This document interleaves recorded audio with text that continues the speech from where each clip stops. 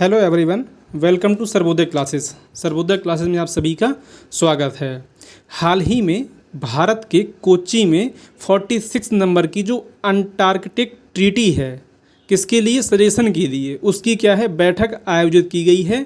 तो इस वीडियो के माध्यम से हम लोग समझने का प्रयास करेंगे कि जो ATS है यानी कि अंटार्कटिका ट्रीटी सिस्टम है वो क्या है, कितनी कंट्री इसकी सिग्नेटरी हैं और कौन कौन ने इसको रेक्टिफाई कर रखा है। इन सारी चीज़ों के बारे में इस वीडियो के माध्यम से हम लोग समझेंगे। अगर आप चैनल पर नए हों तो चैनल को सब्सक्राइब कर लीजिएगा और वीडियो को भी लाइक करिएगा। आइए हम लोग अपना वीडियो स्टार्ट करते हैं।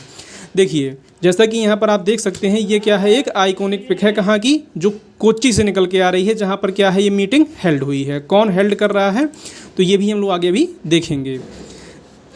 देखिए यहाँ पर क्या है कि पहली बार क्या है, केंद्रित कार्य समूह चर्चा की सुविधा प्रदान करेगा। यानी कि जो यहाँ पर रिजल्ट निकल के आया है उसके बाद भारत में 46 नंबर की जो है वो ATCM की बैठक हो रही, जैसा कि मैंने आपको बताया अभी। और इसके साथ ही पर्यावरण संरक्षण संबंधी ये 26वीं बैठक हो रही है। ठीक है, और ये क्या है, एक महत्वपूर्ण भूमिका निभाता है, क्योंकि अंटार्कटिका रीजन में जो पर्यावरण है उसको संरक्षित करने के लिए इसके तहत कुछ नियम या कुछ ऐसी कार्यकारी मेथड को लेकर के आया गया है।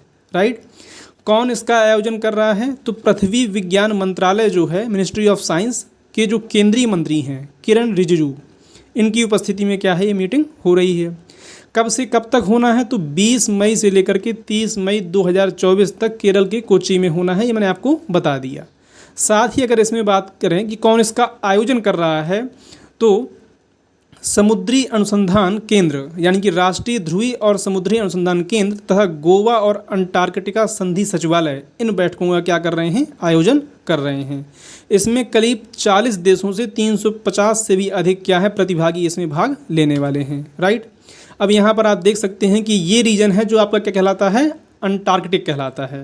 ठीक है, आगे अगर हम लोग देखें यदि, तो देखिए अंटार्कटिक ट्रीटी की बात कर रहे हैं हम लोग। देखिए अंटार्कटिक ट्रीटी संधि या अंटार्कटिक ट्रीटी सिस्टम होता क्या है और यह क्या है, तो देखिए 1 दिसंबर 1959 में क्या है, इस ट्रीटी को साइन किया गया था। ठीक है, और जैसे यहाँ पर आपने दो चीज़ सुनी होंगी, एक सुनी होगी अंटार्कटिक संधि और एक सुना होगा अंटार्कटिक ट्रीटी सिस्टम। राइट, तो देखिए सिस्टम के तहत यानी कि अंटार्कटिक संधि तंत्र के अंतर्गत क्या है, ये सारी कार्य योजना आ जाती है, जो भी समझौते हैं, यानी कि यह क्या है, एक व्यापक नाम है, इसका सामूहिक नाम है। ठीक है, और अंटार्कटिका जो है वो पृथ्वी का एकमात्र ऐसा क्षेत्र है जहाँ पर कोई मनुष्य मूल रूप से निवास नहीं करता है। ठीक है, और यह संधि व्यवस्था अंटार्कटिक के जितने भी इंटरनेशनल लॉज हैं उसको ये फॉलो करती है। ठीक है, यह ट्रीटी 1961 से क्या है, लागू हो गई थी। 2016 तक की बात की जाए तो इसमें करीब 53 देश क्या हैं, इसमें हस्ताक्षर कर चुके थे। ठीक है, और इसमें था क्या, ये ट्रीटी लाई क्यों गई थी, तो इस संधि के अंतर्गत अंटार्कटिका में केवल वैज्ञानिक संरक्षित क्षेत्र घोषित कर दिया गया और यह कहा गया कि यहाँ पर किसी भी प्रकार की सैनिक कार्रवाई पर पाबंदी लगा दी गई है। ठीक है, और साथ ही यह भी ऐड किया गया कि अंटार्कटिका के मामलों पर निर्णय करने के लिए एक बैठक बनाई जाएगी, यानी ATCM बनाई जाएगी, जिसकी बैठक भारत में भी हो रही है। तो अंटार्कटिका ट्रीटी कंसल्टेटिव मीटिंग 1966 में इसको क्या है, फॉर्म किया गया था, बनाया गया था। राइट, एक्चुअली बात ये थी कि यहाँ पर अलग अलग कंट्री अपना अपना दावा कर रही थी। जो वेस्टर्न कंट्री हैं खास तौर पर, वो क्या है, अपना अपना दावा कर रही थी और वहाँ पर एक होड़ सी लग गई थी कि कौन ज़्यादा से ज़्यादा ज़मीन कैप्चर कर सकता है। इस वजह से इस ट्रीटी को लाया गया और इस ट्रीटी को ये कहा गया कि ये सभी के लिए क्या है, एक कॉमन है, यहाँ पर कोई भी देश अपना दावा नहीं कर सकता। आगे हम लोग इसकी बात अभी करेंगे। देखिए यहाँ पर क्या है, जैसे कि बताया मैंने भी आपको कि फ्रांस जो था वो अंटार्कटिका के आदेली धरती पर अपना हिस्सा मानता था। ठीक है, लेकिन संधि के अंतर्गत इस दावे को खारिज कर दिया गया और यह भी कहा गया कि कोई भी कंट्री इस तरह से क्लेम नहीं कर सकता है। अब आगे अगर इसमें बात करें तो इसमें देखो दो टाइप की कंट्री होती हैं, एक तो होती है कंसल्टेटिव और एक होती है नॉन कंसल्टेटिव। जो इसकी कैटेगरी को डिवाइड किया गया है, जो इसमें शामिल हैं, तो कंसल्टेटिव कंट्री वो होती हैं जिनको परामर्श देश कहा जाता है, या जो परामर्श जो प्रस्ताव लाए जाते हैं उन पर वोट कर सकता है। ठीक है। लेकिन वहीं अगर हम अपरामर्शदात्री या नॉन कंसल्टेटिव की बात करें तो उनको यह अधिकार नहीं होता। अब प्रश्न ये भी उठता है कि कैसे कोई कंट्री कंसल्टेटिव बन सकता है, तो उसको इसमें कंसल्टेटिव बनने के लिए दिखाना होता है कि वह अंटार्कटिका में क्या है, सक्रिय रूप से अपनी भागीदारी निभा रहा है, और इसके लिए वहाँ पर अपना एक अनुसंधान केंद्र स्थापित करना होता है। ठीक है। अगर किसी कंट्री को कंसल्टेटिव लिस्ट में शामिल होना है, अपना वोट का अधिकार पाना है कि जो प्रस्ताव वहाँ संबंधित लाया जाए उसमें वो पार्टिसिपेट कर सके, तो उसके लिए वहाँ पर उसे क्या करना होगा, एक अनुसंधान केंद्र स्थापित करना होगा। राइट। आई होप कि आपको इतना क्लियर हो गया होगा।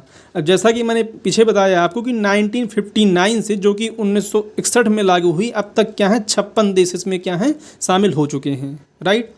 और इसमें क्या है कि अंटार्कटिका संधि के जो सदस्य देश होते हैं वो अंटार्कटिका के विज्ञान, नीति, शासन, प्रबंधन, इस तरह कई सारे मुद्दों पर चर्चा करते हैं। और जो यहाँ पर CEP की बात की मैंने, अभी बताया आपको मैंने कि CEP की इसी के पैरेलल क्या है 26वीं बैठक हो रही है। राइट। तो CEP की स्थापना जो है वो साल 1991 में की गई थी। किसके तहत? Antarctica treaty. कि जो अंटार्कटिका ट्रीटी को मैड्रिड प्रोटोकॉल भी कहा जाता है। बात समझ रहे हैं ना आप? कहने का मतलब ये है कि अंटार्कटिका ट्रीटी की जो मैड्रिड प्रोटोकॉल था उसके तहत जो है CEP की स्थापना की गई थी 1991 में। ठीक है। CEP अंटार्कटिका में पर्यावरण संरक्षण और सुरक्षा पर क्या है, ATCM को सलाह देता है। कहने का मतलब ये कहते हैं कि ATCM की CEP क्या है, एक छोटी बॉडी है जो वहाँ पर एनवायरनमेंट संबंधी समस्याओं को लेकर के क्या करता है, अपनी सलाह देता है। राइट। आई होप कितना आपको क्लियर हो गया होगा। आगे अगर हम लोग देखें तो भारत की बात करें तो भारत 1983 से क्या है, अंटार्कटिका संधि का सलाहकार पक्ष रहा है। राइट। और भारत अंटार्कटिका के वैज्ञानिक अन्वेषण और पर्यावरण संरक्षण को 28 सलाहकार पक्षों के साथ संचालित करने में क्या है, महत्वपूर्ण भूमिका निभाता है। जो इसमें सजेस्टिंग कमेटी हैं उनमें इसके पास ATCM में प्रशासन, जो मीटिंग हो रही है उसमें प्रशासन करना, वैज्ञानिक अनुसंधान करना, पर्यावरण संरक्षण, लॉजिस्टिक सहयोग के मामलों के लिए निर्णयों और प्रस्ताव पर रखने के मतदान करने का भी अधिकार है। यानी भारत भी क्या है, ATCM में अपना वोट दे सकता है, क्योंकि आपको मालूम होगा कि भारत के भी क्या हैं, अनुसंधान केंद्र अंटार्कटिका में अवस्थित हैं। अब ये आप कमेंट सेक्शन में बताइए कौन कौन से भारत के हैं जो अंटार्कटिका में अवस्थित हैं और कौन से वर्किंग हैं। राइट। जो भी टोटल हैं वो बताइएगा और उनमें से कितनी वर्किंग है ये बताइएगा। राइट। आगे देखें यदि तो इसके अलावा अनुसंधान केंद्र स्थापित कर सकता है जो भारत को राइट्स मिले हुए हैं, वैज्ञानिक कार्यक्रम और लॉजिस्टिक्स संबंधी संचालन कर सकता है, पर्यावरण नियमों को लागू कर सकता है, और इसी को लेकर के क्या है ये मीटिंग हो रही है। अंटार्कटिका संधि के सदस्यों द्वारा साझा किए गए वैज्ञानिक डेटा और शोध निष्कर्षों तक पहुंच सकता है, यानी कि आपस में डेटा को एक्सचेंज कर सकते हैं। ठीक है। ATCM का जो प्रशासनिक मुख्यालय है वो अर्जेंटीना में है। राइट। अब ये भी प्रश्न उठता है इसमें कि 1966 से, यानी कि CEP की जब से स्थापना हुई थी तब से क्या है इस पर चर्चा चल रही थी। राइट। लेकिन भारत द्वारा जो आयोजित किया गया है ये 46 ATCM की बैठक की गई है, इसमें पर्यटन को विनियमित करने के लिए क्या है, एक समर्पित कार्य समूह तैयार किया गया है, एक वर्किंग ग्रुप बनाया गया है जो पर्टिकुलरली पर्यावरण की संबंधी समस्याओं को नियोजित करेगा। क्योंकि वहाँ पर बहुत ज़्यादा लोग टूरिस्ट हब के रूप में जा रहे हैं, तो वहाँ बहुत ज़्यादा समस्याएं देखने को मिल रही हैं। कहाँ की बात कर रहे हैं, तो अंटार्कटिका की बात कर रहे हैं। राइट। साल 2007 में भारत ने अंटार्कटिका संधि प्रणाली के प्रति अपनी प्रतिबद्धता को रेखांकित करते हुए नई दिल्ली में 30वें ATCM का आयोजन किया था। यानी भारत इससे पहले भी इसकी मेजबानी कर चुका है। कब कर चुका है? 2007 में। कौन से नंबर की थी? तो 13th थी। राइट। भारत ने अंटार्कटिका बर्फ शेल्फ और बर्फ वृद्धि का अध्ययन करने के लिए नॉर्वे और यूके को सहयोग भी दिया था। राइट। अगर 45th की हम लोग बात करें कि ये 46 है तो 45th कहाँ हुई थी, तो 45th जो है वो ATCM की बैठक 28 मई से 8 जून 2023 को हेलेंस्की फिनलैंड में हुई थी। ठीक है। और बैठक का आयोजन फिनलैंड के विदेश मंत्रालय द्वारा किया गया था। इसमें 400 अंटार्कटिक अनुसंधान विशेषज्ञों ने भाग लिया था।